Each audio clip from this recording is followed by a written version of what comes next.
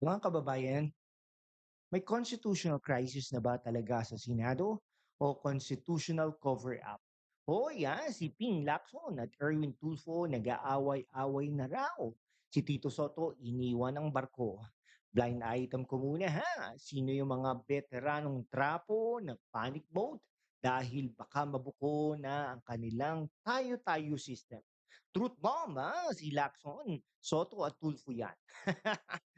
Pero teka muna, bakit si Senate President Alan Peter Cayetano, si Pia Cayetano at si Rodante Marcoleta ang tunay na naglalaban para sa inyo?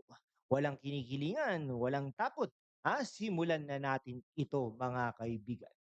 Alam nyo ba, mga OFW, mga taxi driver, mga nanay na naghihirap sa baha, yung flood control projects na bilyon-bilyon ang budget, pero tuwing tag-ulan, nalulunod pa rin tayo. Yan ang core ng issue ha. Si Ping Lacson noon, chair ng Blue Ribbon. Si Erwin Tulfo, acting chair ha. Nga nako. Si Tito Soto naman, dating Senate President. Lahat sila parte ng lumang sistema na puro investigasyon pero walang totoong aksyon. Tapos biglang nagkagulo. Leadership change. Si Alan Peter Cayetano naging Senate President. Si Pia Cayetano, sister niya, nakuha ang Blue Ribbon. Si Marcoleta, legal genius natin, nakaupo sa Justice Committee at the same time, chairperson ng subcommittee ng flood control under the Blue Ribbon Committee. At biglang nag-aaway-away na sila ni Lacson at Tulfo. Hoy, ano ba talaga yung tinatago ninyo? Bakit galit na galit kayo sa reshuffle? Dahil baka hindi na nyo maprotektahan yung mga kapwa-trapo nyo, ha? Mga kaibigan. Hoy, Senator Ping Lacson, matagal pa naman kitang idolo in the past. Matagal na kitang kilala bilang matino. Pero teka lang ha, ikaw yung nag-chair ng Blue Ribbon noon. Ilang beses nyo nang isuspend ang flood control probe dahil kulang daw sa signature. Tapos ngayon, galit ka sa bagong leadership. Parang balat sibuyas ka. Isang iglap nung nawalang puan mo kay Pia Cayetano, biglang may drama. Si Tito Soto naman, yung mabait na dating Senate President, sabi ni Lacson mismo, inalis ka raw dahil hindi mo nalalagyan ng project at pera yung ibang senador. Hoy, trapo yun ba yung style nyo? Pork barrel politics? Take care daw ng kapwa senador. Take care ng bayan dapat, ha? Iniwan mo yung barko pero hindi ka sumama sa walkout, ha? Parang may prinoprotektahan ka pa rin, ha? At si Erwin Tulfo, mga kaibigan, brother ha, brother mo, idol ng masa sa TV, pero sa Senado biglang naging defensive. Nag-aaway-away kayo ni Lacson. Sabi mo, tayo-tayo system. Ikaw mismo parte noon, ha? Acting chair ka ng Blue Ribbon, tapos biglang nawala. Galit ka ba kasi hindi mo na maprotektahan yung mga kapamilya o kapartido? Question mark, ha? Common sense lang yan, no? Huwag tayong magbolahan, mga kaibigan, no? Pero tignan nyo ha, yung bagong henerasyon ng liderato, si Senate President Alan Peter Cayetano, matapang, tinanggap ang hamon, inayos ang leadership, hindi natakot sa pressure. Siya yung tipo na handang harapin ang tunay na investigasyon, hindi yung selective outrage. Si Pia Cayetano bagong Blue Ribbon Chair, babae, matalino, hindi madaling takutin. Kapag siya na ang namumuno, asahan nating may totoong direksyon. Yung probe sa flood control scam, walang tatakbo, walang itatag. At si Rodante Marcoleta, mga kaibigan, ng ating ah, legal genius diyan sa Senado, senador matalas ang isip, walang kinikilingan, yan ang klase ng senador na kailangan natin. Hindi yung puro drama at personalan. Sila yung nagdadala ng tunay na pagbabago, mga kaibigan, hindi trapo, hindi dynasty. Hindi dynasty protector, kundi para sa bayan.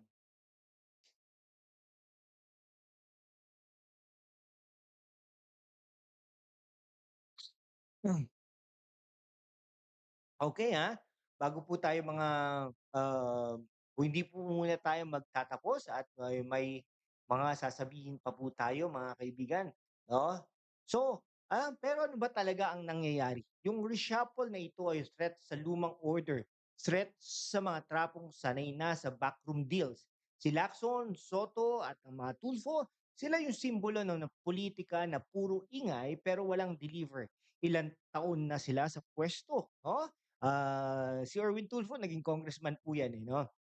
Anyway, sila yung mga simbolo ng politika na puro ingay pero wala ngang deliver. Ilang taon na sila sa pwesto, ilang investigasyon na ang ginawa, pero bakit hanggang ngayon yung mga scam sa flood control, sa family, sa confidential funds, marami pa rin ang hindi nalulutas. Samantala, tignan nyo ang bagong-bagong team ha, si Senate President Alan Peter Cayetano, matapang, desidido, at handang harapin ang pressure. Hindi siya natatakot sa political backlash. Tinanggap niya ang responsibilidad para ayusin ang Senado, yan ang tunay na liderato. Si Pia Cayetano naman, mga kaibigan, bagong Blue Ribbon Chair, babae, matalino at may tapang. Asahan natin na hindi siya magiging selective. Buong investigasyon, walang secret cows, siya yung klase ng senador na kailangan natin para sa tunay na accountability. At si Rodante Marcoleta, mga kaibigan, ang legal genius ng Senado, matalas, mabilis at walang kinikilingan kapag siyang nagsasalita, puro facts, puro batas, hindi drama, hindi personalan, yan ang senador na para sa bayan, hindi para sa sarili o sa mga kaibigan. Mga kababayan, yan ang malaking pagkakaiba. Yung isa, puro proteksyon sa sistema. Yung iba, handang buwagin ang bulok na sistema. Yan ang constitutional crisis. Hindi yung reshuffle kung yung takot ng mga trapo na mawalan ng kapangyarihan nila sa dilim, mga kaibigan.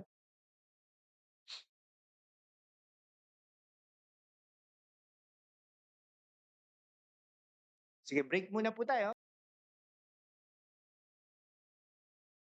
Okay, mga kaibigan, maraming maraming salamat po sa inyong lahat. Eto na po, ang kinahihintay natin. Ano po bang mga dapat nating sabihin pa, mga kaibigan, ha? Pakinggan nyo ito ng mabuti, mga kababayan. Yung reshuffle na ito ay hindi lang simpleng away-away ng mga senador, ha? Ito ay laban sa pagitan ng lumang trapo system at ng tunay na pagbabago. Si Ping Lacson, matagal ka na diyan, senador, sikat ka sa image mo na matino at disiplinado, pero sa likod ng kamera, maraming nagsasabi na ikaw daw ay master ng selective investigation. Nung chair ka ng Blue Ribbon, ilang beses mo nang binaksak o binagalan, no? Yung flood control probe. Kulang daw sa signature, kulang daw sa dokumento, kulang daw sa ebidensya. Ilang taon na yan, no? Taon-taon, nalulunod tayo, bilyon-bilyon ang nawawala pero wala pa ring napupunta sa kulungan, mga kaibigan. Eh, siyempre in fairness naman, may nakakulong, si Jinggoy Estrada at si Bong Revilla, pero parang selective nangyari 'no? Eh, gusto po natin imposibleng wala pong congressman.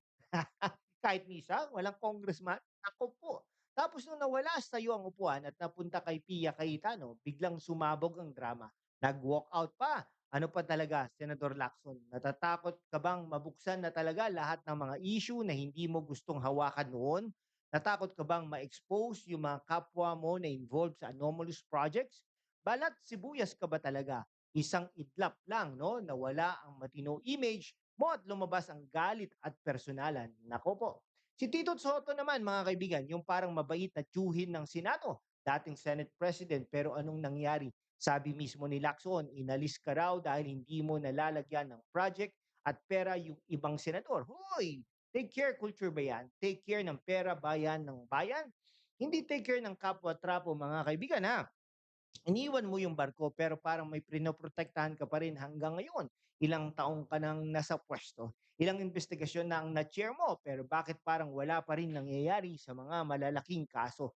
Formally, confidential funds, flood control, puro ingay, walang deliver, parang balat sibuyas din kayong lahat, mga kaibigan. At si Erwin, Tulfo, idol ng masa sa labas dahil sa tulong mo sa TV, mga kaibigan.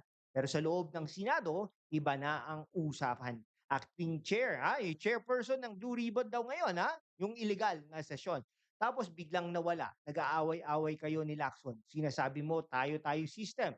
Eh, ikaw mismo kasali sa sistema. Yan, Galit ka ba kasi hindi mo maprotektahan yung mga kapamilya o mga kaalyado mo? Question mark. Huwag niyo kaming bulahin, Senador, Mga masa ngayon ay matalino na. Nakikita na namin yung pattern. Puro drama kapag nawawalan ng upuan. Pero kapag nasa pwesto, tahimik sa totoong laban para sa kababayan.